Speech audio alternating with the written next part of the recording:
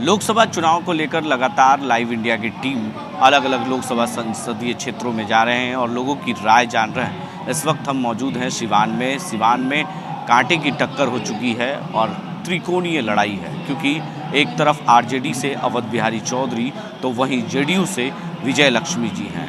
जिस तरीके से निर्दलीय हीना साहब हैं, यानी कहीं ना कहीं सिवान की चर्चा अब होने लगी है।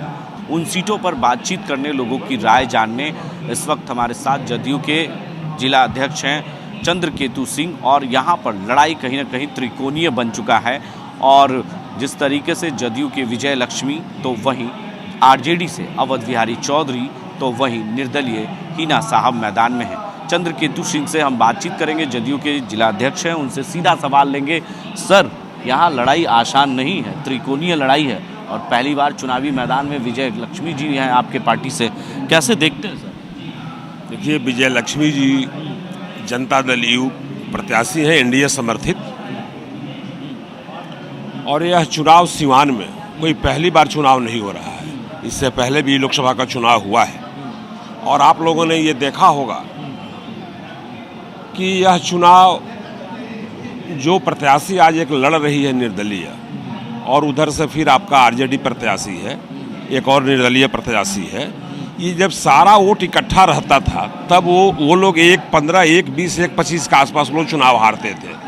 आज तो सीधा साधा देख रहा है कि एनडीए का वोट जो है एक जगह है और उस वोट में पार्टीशन, मतलब वो डिवाइड हो रहा है। तो क्लियर दिख रहा है, इसमें कहीं लड़ाई का तो कोई मायने ही नहीं रहता है।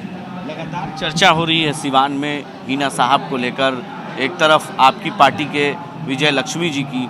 आखिर जनता का मूड क्या है, लोग क्या चाहते हैं? क्या पहले भी कई यहाँ से सांसद जीतकर आपके पार्टी से गए हैं, लेकिन अभी तक सिवान की जो विकास होनी चाहिए वो विकास नहीं।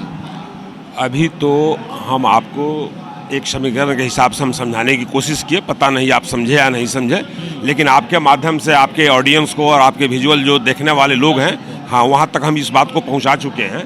और दूसरी बात जो आप कह रहे हैं कि सिवान का अभी तक जो विकास होना चाहिए विकास नहीं हुआ, हमें तो नहीं लगता है कि किस क्षेत्र में विकास बाकी है। यहाँ की सड़कें आप देखिए, और सड़कों के मामले में जो कनेक्टिविटी रोड है विकास के रूप में उसको देखा जाता है। जो गांव का टोला तक है उसको भी मेन सड़क से जोड़ा जा चुका है। रहने के लिए जो गरीब है उनको मकान दिया गया, पीने के लिए हर घर तक पानी पहुँचाया गया। जो बिजली हम लोग पहले अपना मोबाइल चार्ज कराने जाते थे, पैसा देकर कहीं 5-10 मिनट हम लोग देखते थे कि बिजली आ जाए। आपके यहाँ 22 घंटा, 23 घंटा, 24 घंटा तक बिजली रह रही है। लोगों को स्वास्थ्य सेवाएं बढ़िया मिल रही है। स्कूल के कमरे की व्यवस्था अच्छी खासी हो चुकी है।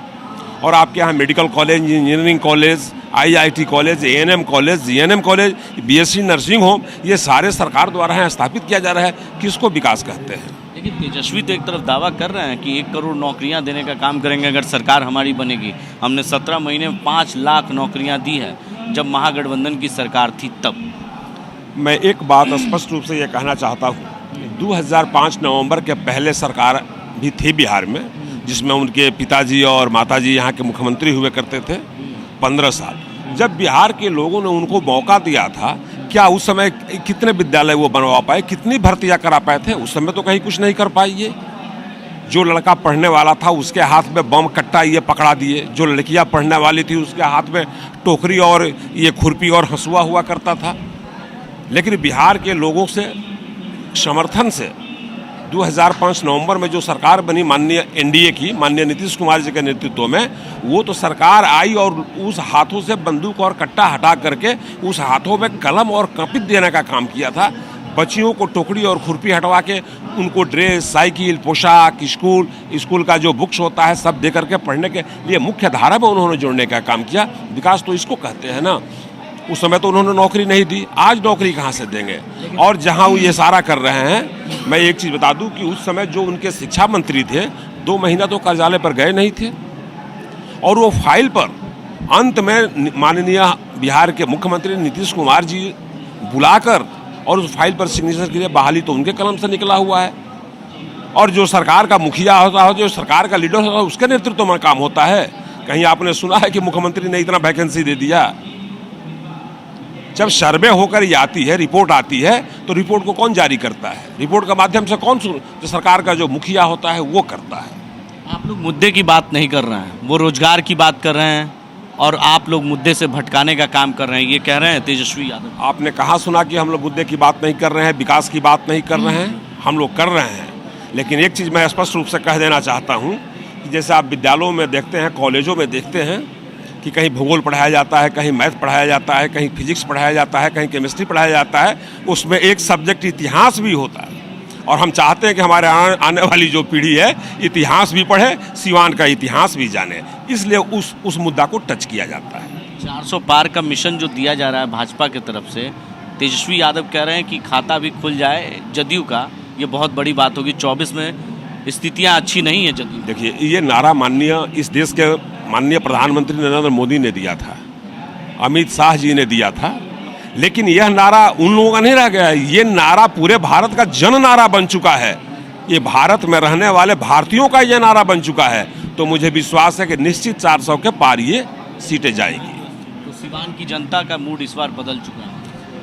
नहीं, सिवान की जनता से जो लोकसभा क्षेत्र की जो मतदाता मालिक है, मैं उनसे एक लाइन में अपील करना चाहूँगा, आने वाले 25 तारीख को तीर छाप के सामने वाले बटन को दबाएं और माननीय प्रधानमंत्री और माननीय मुख्यमंत्री की जो कैंडिडेट है, चिराग पासवान की जो कैंडिडेट है, जीतन राम मांझी की जो कैंडिडेट है, उपेंद्र कुशवाहा की जो कैंडिडेट है, विजय लक्ष्मी देवी जी, उनको जीतावें। लेकिन जो आप देख लीजिए कि जो पहले फेज के चुनाव हुए, दूसरे चरण के हुए, तीसरे चरण, चौथे चरण, वोट प्रतिशत बिहार में बहुत कम हुए हैं।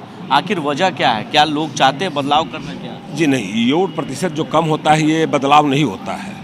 जब आक्रोश का वोट जब निकलता है तो उसको परसेंटेज ज़्यादा बढ़ाता है, तो वो आक्रोश का वोट होता है। ये तो हम लोगों के पक्ष में है। और दूसरी चीज़, ये बिहार की जो आजकल तापमान है, गर्मी की तापमान थोड़ा ज़्यादा, उसके चलते भी प्रभावित हो रहा है, इससे इनकार नहीं किया जा सकता है। तो देखिए, हमारे साथ जिला अध्यक्ष थे जदयू के, उन्होंने सिवान में सीधे तौर पर कहा कि विकास हुआ। आप देख लीजिए, शिक्षा के क्षेत्र में, रोजगार के क्षेत्र में, सड़क के क्षेत्र में, बिजली के क्षेत्र में, नल जल योजना जो बिहार सरकार के द्वारा और केंद्र सरकार के द्वारा जो योजना लाई गई है, वो सिवान की जनता देख चुकी है। पढ़ाई आपने सभी सब्जेक्ट की होगी, लेकिन इतिहास पढ़ने की भी आपको ज़रूरत है, क्योंकि जो 15 साल पहले इतिहास पढ़ेगा वही जान पाएगा आज का युवा। लक्ष्मी को लेकर लोगों की चर्चा, त्रिकोणीय जो लड़ाई बिहार में, सिवान में चर्चा खूब हो रही है, क्योंकि पहले साबुद्दीन का शासन, अब हिना साहब, अब और उसके बाद अवध बिहारी चौधरी। तो कैसे अपने आप को देखते हैं? देखिए, यहाँ त्रिकोणात्मक लड़ाई नहीं है। ये लड़ाई जो है वह एनडीए से लोग लड़ रहे हैं। ये 2 नंबर कौन रहेगा, 3 नंबर कौन रहेगा। तो इस बार लोग कह रहे हैं कि जो विकास का मुद्दा है वो कहीं ना कहीं गौन हो चुका है।